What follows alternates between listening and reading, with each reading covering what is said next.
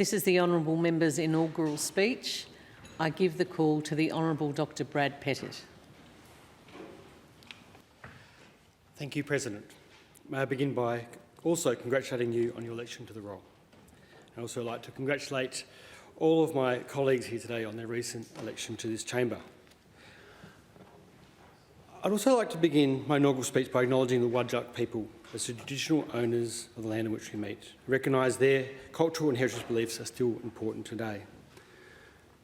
Here in Reconciliation Week, it feels even more appropriate to acknowledge this, as it highlights an issue that is fundamental to our state's and indeed our nation's future. As WA moves towards 2029, 200 years since the establishment of the Swan River Colony, we have a unique opportunity to speed up our journey of reconciliation. Just this week, Reconciliation WA Chief Executive Jodie Nunn said, "As a state with our wealth, prosperity and opportunity, we should be a global leader in Indigenous cultural heritage and practice. As we approach the bicentenary of this state in 2029, we've got a huge opportunity to say we're going to have a new future." This is something that I personally feel acutely aware of because my ancestors arrived here in WA on one of the first ships in 1829. William Bashford arrived on October 12th on the ship called the Caroline.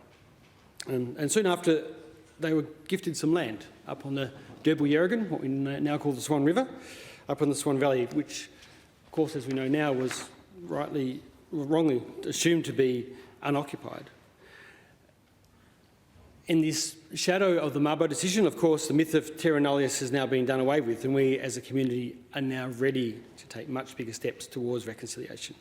Fundamental steps, which of course include truth-telling and ultimately a treaty and a voice to Parliament. And on this note, I would especially like to acknowledge Rosie Sanar on her election as the first Aboriginal person in this chamber. It's very, very significant. I think my sense is the reconciliation space has moved forward in a way that's deeply encouraging in recent years. Ideas that were once deeply radical and in fact controversial, such as dual naming or renaming places, or finding a more inclusive date to celebrate our nationhood, are now increasingly part of mainstream conversation. And I want to give my thanks to the very inspiring West Australian First Nations leaders that I've had the honour of travelling alongside. In fact, as Richard Wally said this week, of actually many times walking behind and learning from. I hope here in this place that we can do our part in the 41st Parliament to move WA along on this important journey towards reconciliation. As I mentioned, my family have a long connection to this state, going back to 1829 on my mum's side. They were a pioneering family in the Swan Valley where they lived for several generations until my grandfather, Colin Hooper, and his wife, Mary, who's with us here today, took the whole family, including my mother, Janet, to establish a wheat farm out east of Narrabeen.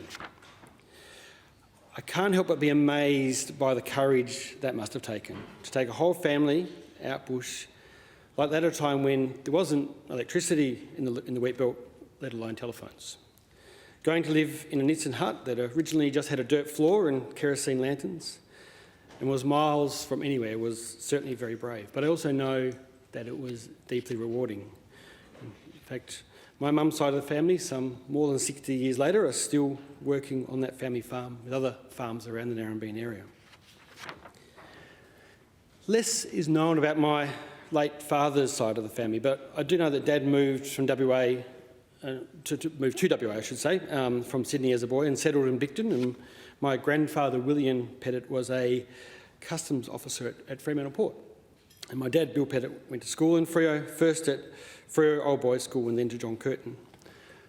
And as it happens, my mum also finished her schooling at John Curtin in Freo as well. But that wasn't where they were to meet. That was some years later when Dad, a sales rep, crashed his car and was looked after by my mum, who was a nurse at Freo Hospital. And by the time that I was born, in the early 1970s, my parents had relocated to Rollystone in the Perth Hills, where most of my childhood was spent. I have very good memories of that place, playing in Jarrah bushland and being part of a tight-knit community and that was extremely caring. I went to Rollystone Primary School, and then Rollestone District High School before we all had to bus down the hill to what at the time was the biggest school in the state, Kelmscott High School. And as it happened, two other members of this parliament, Ministers Tony Booty and Rita Saffioti, also went to Kelmscott High as well. Not bad for a public school in a largely lower socioeconomic area. After high school, I took a year off and went travelling around Australia, mostly hitchhiking, I think in a way you wouldn't be allowed to do today, working on building sites and even hitched a ride on a tugboat up the east coast before returning to WA and moving to Fremantle. And I fell in love with Freo. I love its built heritage, its layers of history, its working port, its wonderful arts and music scene, even its football team most of the time. Freo is a place that I've largely called home ever since. On my return, I also went to study at Murdoch Uni, and I was fortunate enough to be taught by some of the best minds in this state, including Professor Peter Newman, Dr Patsy Helen, Dr Ian Barnes and the late Dr Ian Cook, and even Dr Sally Talbot, who now sits in this chamber. After completing my degree and then my doctorate, I moved to Cambodia to work with Oxfam, an organisation that I'd previously sat on the board of and whose work I still greatly respect. In Cambodia, I learned a lot, and I worked on a range of fisheries and forestry projects, but I also had that sense of not only how extremely lucky we are here, but also that we were living in a natural environment that was changing. It was actually there that the impacts of climate change and the impacts they're having on the world's poorest people, I think, first became clearly evident to me. From Cambodia, I then moved to Canberra, worked with the Australian Government International Aid Programme, it was then called AusAid, now part of DFAT, before again moving back to WA and to Murdoch University to lecture in sustainable development, eventually taking on the role of Dean of the School of Sustainability. I really loved teaching and research, and I love the role that universities can play in teaching us to think critically about key issues, but I was also deeply interested in how these ideas and these well-researched theories could be put into practice. And my time as a councillor and mayor at the City of Fremantle was a wonderful opportunity to do just that, to demonstrate what the implementation of sustainable development can look like. I think it would be fair to say there is no better place than Freo to do this. The Freo community is pretty unique, it's very passionate, it's very progressive, and it demands its local government think globally while acting locally. And the leadership that Freo has shown on a range of issues was only possible due to the extraordinary support of this wonderful community, the council and also the City of Freo staff. And I want to thank them for their support along the way on what was a very rewarding journey together. Local government's already been the subject of a fair bit of discussion in this House, and I agree with many of my colleagues that local government is about more than just roads, rates and rubbish. In fact, I think the strength of local government is that it can be connected to and meet the needs and wishes of its local community. In this House, I hope we can continue to support and not squash the innovation and leadership that can come out of local government sector when it's working well. I was lucky enough to have served on the Fremantle Council for 16 years as an elected member, almost 12 of those as mayor. And I'm incredibly grateful that my community trusted me in this role for so long, a role that taught me a lot. It taught me that you can do things differently and get good outcomes. It taught me that the importance of being pragmatic, not letting the perfect be the enemy of the good. It taught me the value of working across the usual political divides, and it taught me the value of collaboration and working as a team. The result of this, and my very good fortune of being surrounded by many great and competent people, is that my hometown of Freo is now going through a decade of change perhaps not seen since the America's Cup. When I became mayor more than a decade ago, I was scared that Freo was turning into what we call a dormitory suburb, a place where people go to sleep and don't do much else. And we knew that our focus had to be on economic development, bringing back investment that actually would make sure Freo was a place that people could live and work and play all in one place. And while the results of this are still being revealed, the approach we took has worked. We're seeing more than $1 billion of new private sector investment coming into Fremantle. And importantly, what that means is that we now have a doubling of Freo's residential CBD population, thousands of new jobs in the centre of Fremantle, and lots of great new places for people to recreate in. I highlight this because some might say this is not what they would expect a Green mayor or a Green-leaning council to be focused on, but The evidence shows that economic development and community building can, in fact, must go hand in hand, and that's exactly what we did. Let me explain this a bit more. Sustainable cities are compact cities, the cities in which you can live, work and play all within a short distance of each other. I love this term, the 15-minute city, as some experts have called it. Compact, mixed-use cities with more density, more jobs and a greater diversity of dwellings. And this kind of city, of course, is a more sustainable city. The CEO at the City of Fremantle used to always tell the council as we were debating these issues about density, he said, just remember, every dwelling that we build here in central Freo is one less that we are required to build on Perth's urban fringe. And that's really important, because what we're doing at the moment is actually bulldozing our way, as we sprawl, through an internationally recognised biodiversity hotspot, one of only about 30 in the world. And we're building most of our new housing on the urban fringe, and unfortunately most of that housing is car dependent and is actually not part of a 15-minute city. It's a city in which you've got to travel a long way to get anywhere. And as a result, in fact, I just read this recently, Perth apparently has just become the longest city in the world. Not sure that's something we should be proud of. I think actually this needs to change, and for both the good of our people and the planet. A 15-minute city, in addition to slowing urban sprawl, means that people can have access to things they need. It means you can choose to drive less to get to the work, school, shops. It gives you a real choice about how you get around, be it public transport, be it walking, be it cycling. But it also means that you can actually have people coming together, creating community. And this was the other part of what we're trying to do here, actually retain a diverse and inclusive community. And at the heart of that was making sure we had the affordable housing to do it. One of the things I'm most proud of is projects like SHAC, which stands for Sustainable Housing for Artists and Creatives, along with Gen Y Housing in WGV. Projects like Nightingale and the Bannister Street partnership, which shows that we can do smart, innovative, affordable housing, even in a really high property value area like Freo. We even do things which are now normal, like granny flats with our grannies, which started in Fremantle. Now, of course, a statewide thing, and the Freo alternative housing model, which has now been trialled, showing smart ways of doing infill and getting more people living in our centres. Importantly, economic development like this also has social and cultural benefits. It's meant that people of varying incomes and demographics are able to be part of the Freo community. It also means that we're able to provide more spaces for artists to work and live, making our community richer and more vibrant. The picture that I hope that you take away from this is that a progressive, what some might have called a green leaning council, was also one that has had a strong economic development focus in addition to the cultural and environmental issues that we were often better known for. This is because a sustainable future, one that I'm passionate about, is one that does have a triple bottom line approach: economic, social and environmental. It is this triple bottom line, pragmatic, outcome-focused approach that I think we use with great success in Freo that I hope I can also bring to this Parliament. I hope I'll be able to contribute to better decisions and outcomes at a state level. A step down as Mayor, I must say, a job that I loved to the very end, and ran for this seat because I didn't want what we're doing in Fremantle to be the exception. I actually wanted it to be the new normal across the whole state.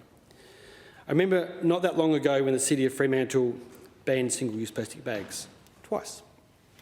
And this very House, under the previous government, twice voted to overturn that ban.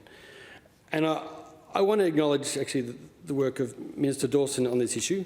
It's actually now a mainstream, uncontroversial, statewide ban with huge benefits. But I think you can see a local government can actually lead the way on some of these conversations. And I'm hoping that this House can support more of this kind of innovation on issues that matter. There is perhaps no bigger or more substantive issue facing us right now than climate change. The global transition towards decarbonising our societies and our economies over the next decade is going to be, in fact it must be, at a scale we've never seen before. We must act urgently if we have any chance of a safe climate for our grandkids and kids. By the end of this decade, we will likely be living in a world that's undergone a major transition, and hopefully a state that has too.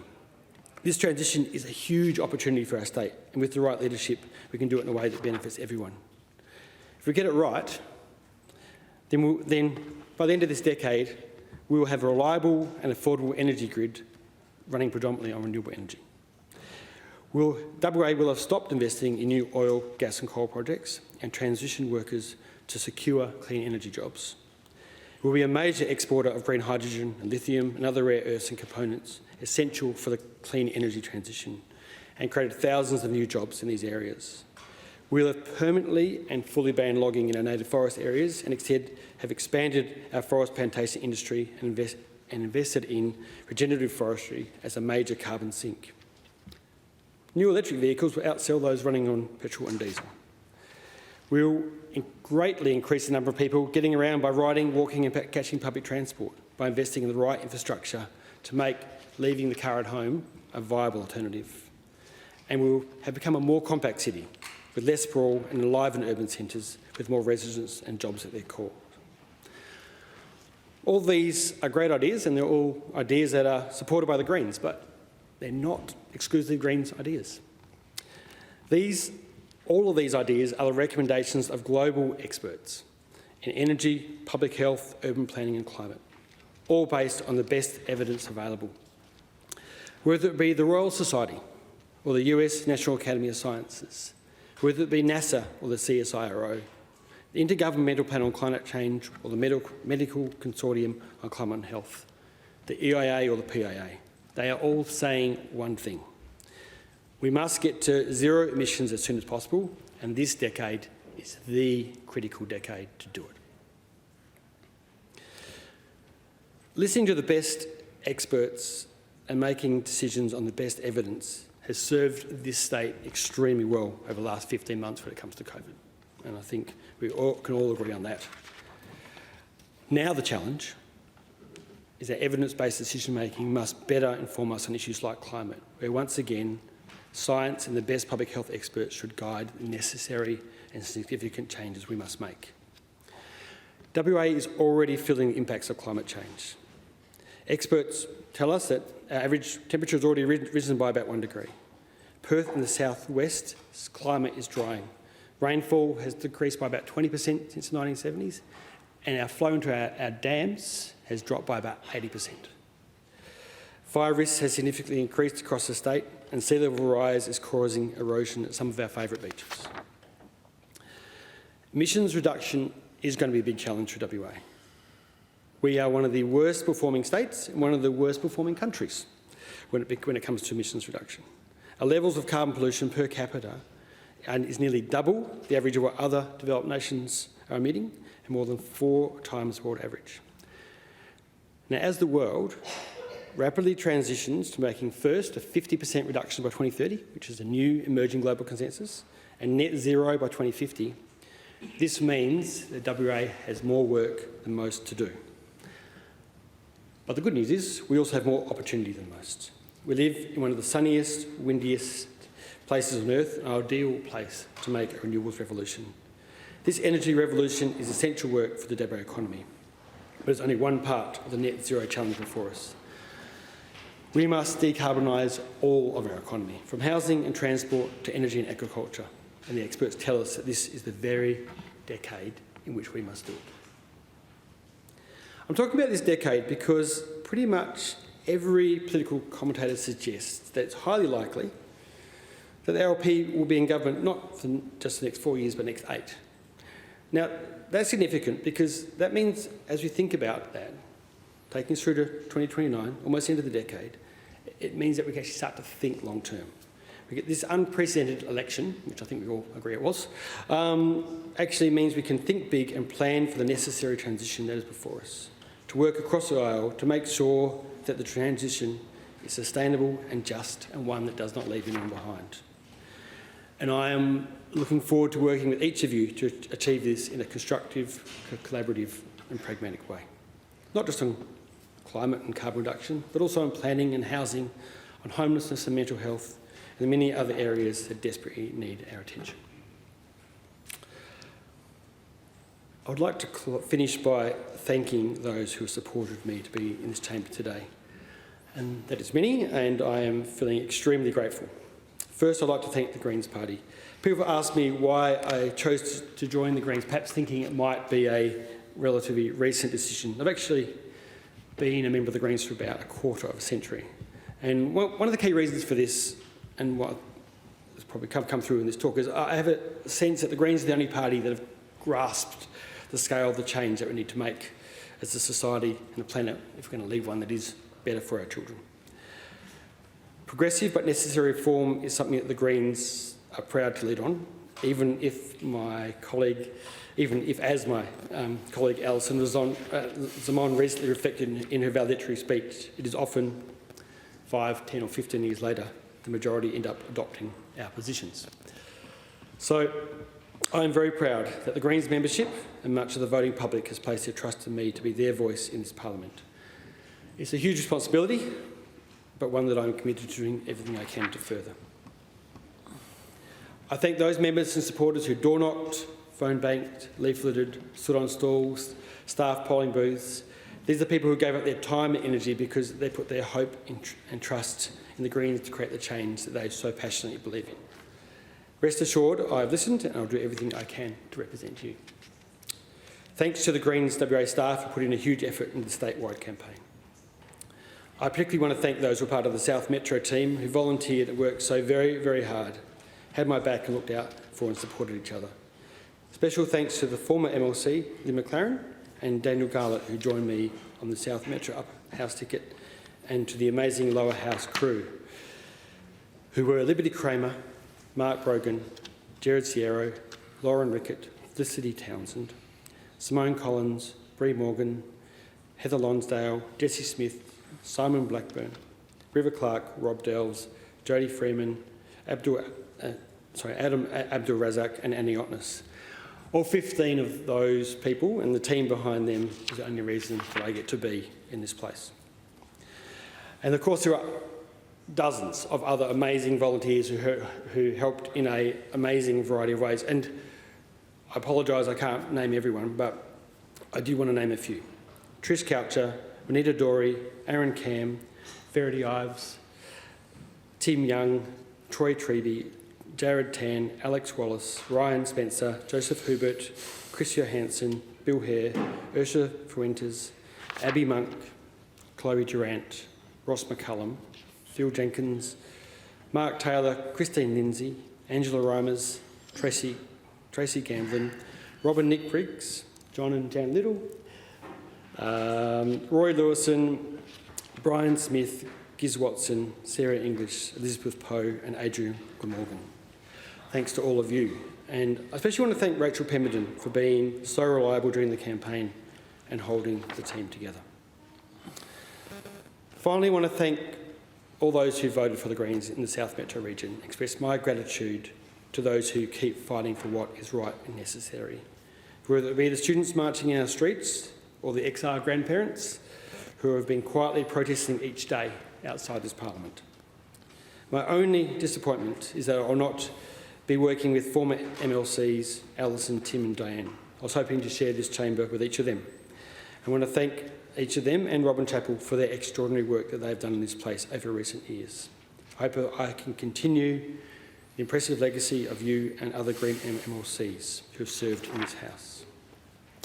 I especially want to thank Alison Zamon for encouraging me to put my hand up in the first place and for her support during and since the election.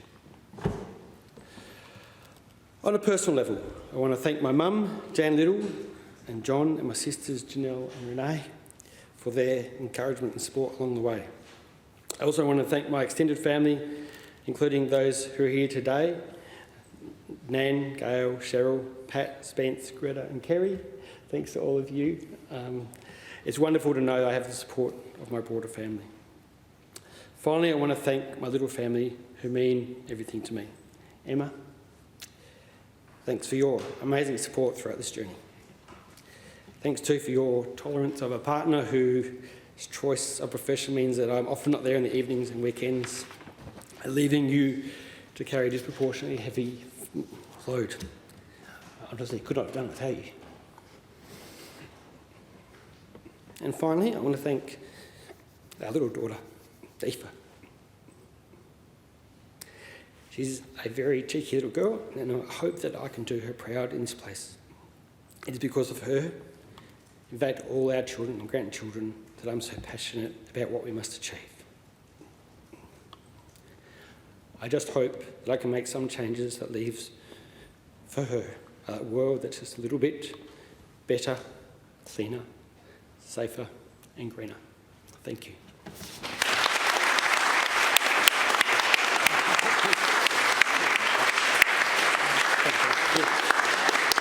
Thank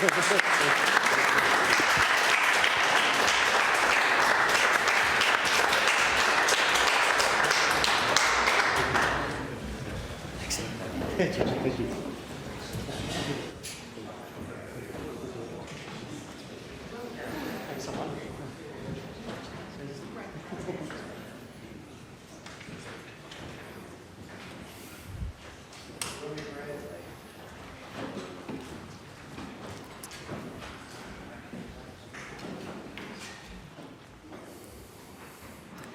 The Honourable Brad Pettitt, congratulations on your first speech, and I wish you well for you throughout the term.